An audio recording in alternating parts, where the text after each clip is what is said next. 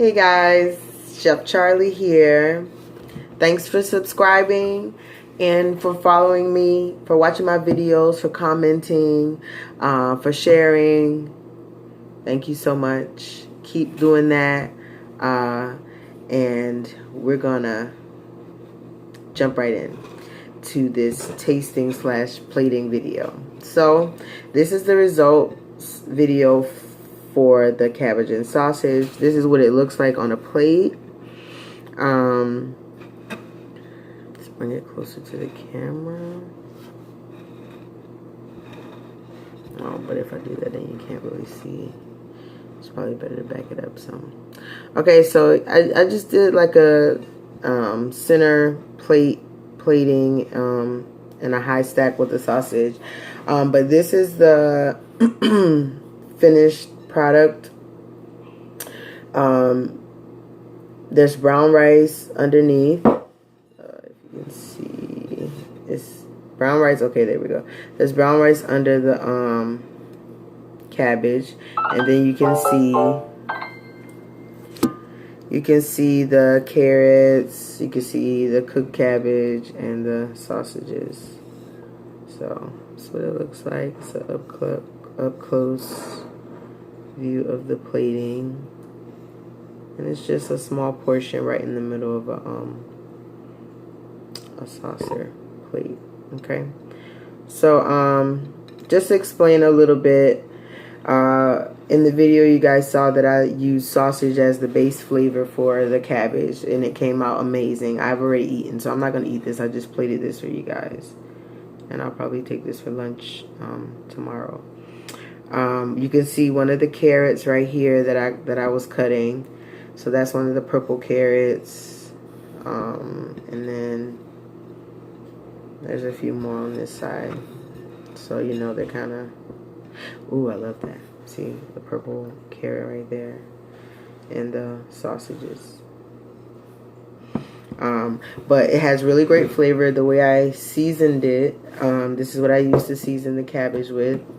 Vegetable Magic by Paul Perdone, lemon pepper seasoning, and sea salt. This has black pepper in it, so I didn't add extra black pepper. Oh, and also the lemon pepper has pepper in it too, so I didn't add pepper. And like I said, I really love this Vegetable Magic. It has, let me read all the ingredients in here. Oh, just onions, garlic, and spices and salt. That's what's in here. But it really, that seems like it's more than just that in there, because it really is like, it transforms your vegetables. I love lemon pepper on any type of leafy vegetable. Like, I eat lemon pepper on broccoli, green beans, asparagus, like anything green. I love like that acidic lemony flavor. So lemon pepper does that for me. So I like to put it on collard greens. I like to put it on cabbage. It's one of my favorite things to eat it on, but broccoli is probably my favorite is to eat lemon pepper on. But it tastes really good. It just, because I think I explained this before in one of my other videos, that green vegetables are mostly bitter. They have a bitter aftertaste. And what citrus does is kind of like contrast that flavor. So you get in citrusy, lemony taste along with bitter, and it evens it out. Like it balances it. So that way it's not so bitter. You know what I'm saying? So it balances it. So because on your tongue, your taste buds are on the sides of your tongue, and bitter and sour are on opposite sides of your tongue. So it literally balances your taste buds when you're eating. So that's why it tastes good together, or salty and sweet taste good together, and different things, because they're opposite. So if you are experiencing both of those flavors at the same time, it gives like a different, it gives you like a really good feeling. Your brain like releases all of these, I was about to say gases. Your brain releases, chemicals. There you go. All those chemicals to your body, and that's why you love that flavor so much, and that's why, it's a, whole thing. Not trying to get scientific, but but that is why I like lemon pepper on my green veggies. Anyway, so yeah, this came out really good. This is a regular Tuesday night dinner for us. I don't get super fancy during the week. I just, make sure that it's healthy, make sure that I'm getting in the whole grains with the brown rice, and veggies and everything like that. So this is Tuesday night dinner, sausage and cabbage. Boom, real quick and easy. But I did make Couper a baked sweet potato. So this is the other half of I just made one potato, and put it in the oven, and I cut it in half. So he ate half tonight for dinner, and this half is for his lunch tomorrow. And his lunch tomorrow, this is his lunch. I want to show it to you guys. This is what I put his containers like this. So it's just pork and bean and sausage. This is one of his favorite meals, and I enjoy making this for him because this is something I grew up eating. So I make his lunch every day every day for school. Now they provide meals at his school, but me being the chef mommy that I am, I want him to have what I know he likes and what he eats, and also because I want to make sure that he's getting in that healthy. Like, I don't want him, because they serve white rice, I want him to eat brown rice or whole wheat pasta, and I want to start him early eating those things that are good for him, and so I do it like that. And his teacher is like, oh, he can eat our lunch or whatever. And I was like, no, it's okay. And when I started doing that, when I started sending food, at one point I was just like, I don't know if I should start doing this, because what if I don't feel like it? But what's crazy? I've had times when I haven't felt like making his food, or didn't have something in the house that I needed to make his lunch, but I still always find a way to make sure I send him something, because that's special for me to be able to make his food and send it with him, and it's something that mommy made, as opposed to what everybody else is having. I sent avocado one time, diced up avocado to my robe. My robe just went across my toe, and it felt like something was crawling on me. But anyway, so I was about to run real quick. But yeah, I sent diced avocado. I sent diced avocado to school with Couper once, and his teacher was so amazed that he ate avocado. She was like, he eats avocado? And I was like, yeah. She was just like, oh my gosh. She was kind of making me feel really good, because she's like, I love the fact that you feed him so healthy and blah, blah, blah, blah. But yeah, I send him stuff like baked sweet potatoes and stuff that's good for him and wholesome, and, better for him than chicken nuggets and frozen fish sticks and white rice and canned vegetables. Not saying that that's all they have, but, he would still be exposed to eating that way and highly processed. And I kind of want to change the game with Couper in the way I'm raising him, because,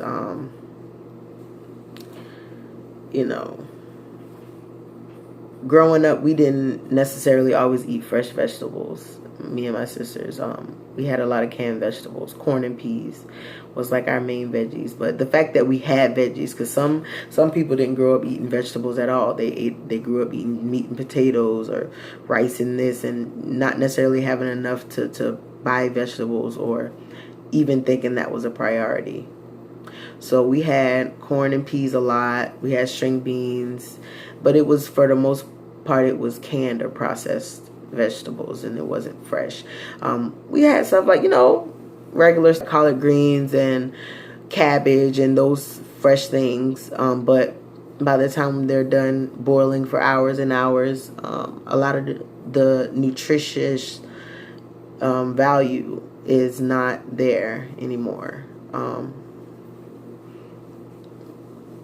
by the cooking process, by the time the cooking process is over. So now don't get me wrong, I let Coop get his life, you know what I'm saying? I let him live. It's not just like all the time, you know, I'll get him I don't give him McDonald's, but like I will get him a kid's meal from somewhere.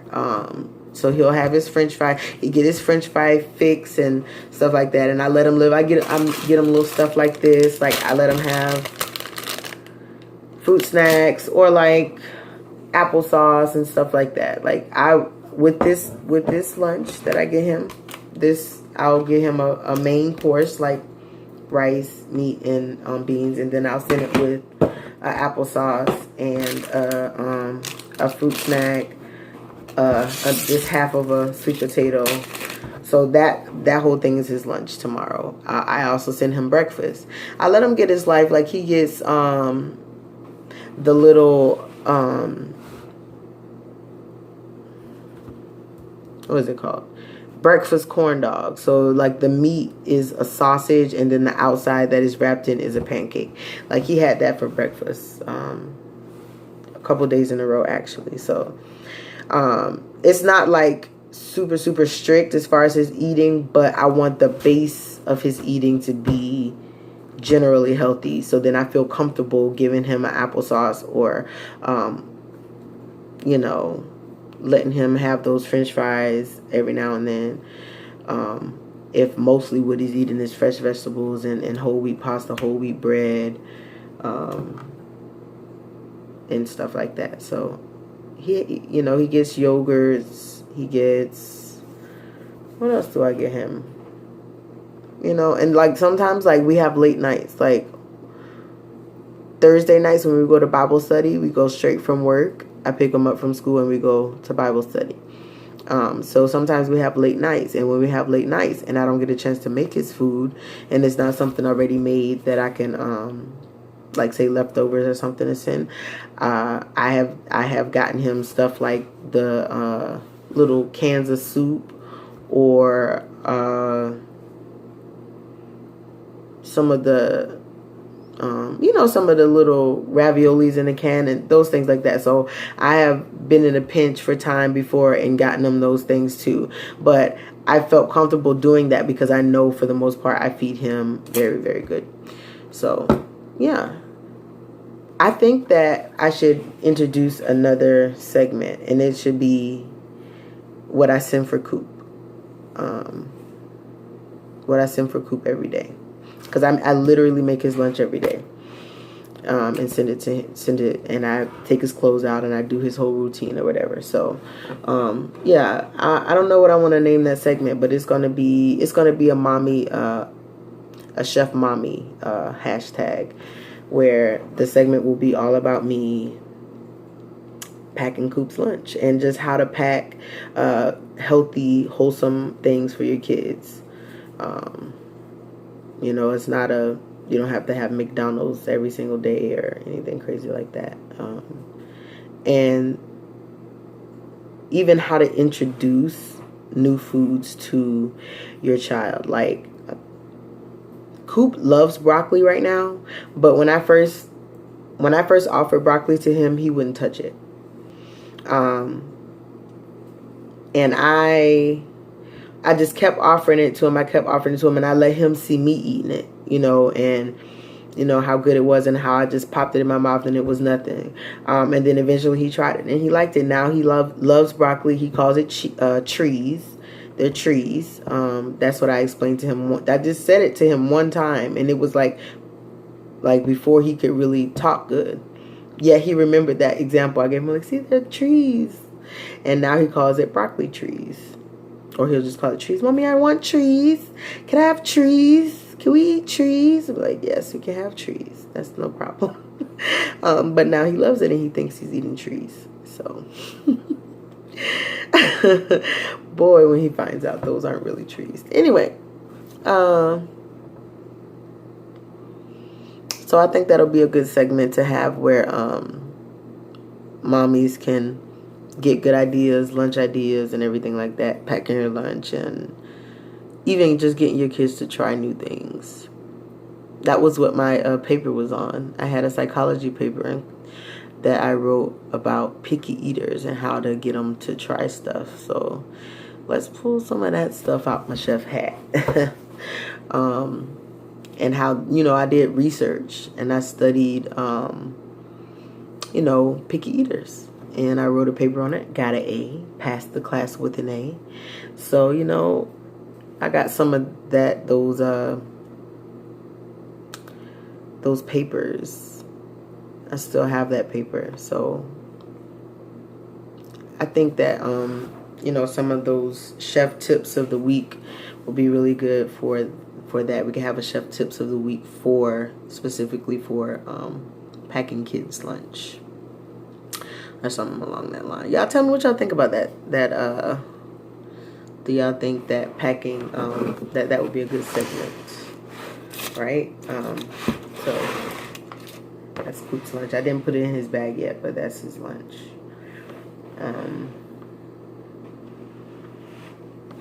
So I think that'll be really exciting, and then all the mommies can hop on there and be like, I gave my son some broccoli and he finally ate it and he loved it. Give me all your testimonials and stuff from trying it. But yeah, they say that you're supposed to keep offering it to them. That is how you get them to eat it, because after a while they get used to seeing it on their plate. They get used to seeing you eat it, and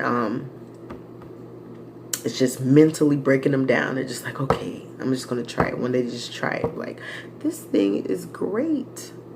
That's literally, I never ate vegetables. Like, it took me to become an adult to really like enjoy the vegetables. I never ate fresh vegetables growing up like that. Like, we didn't really eat, other than like collard greens or when mommy made cabbage.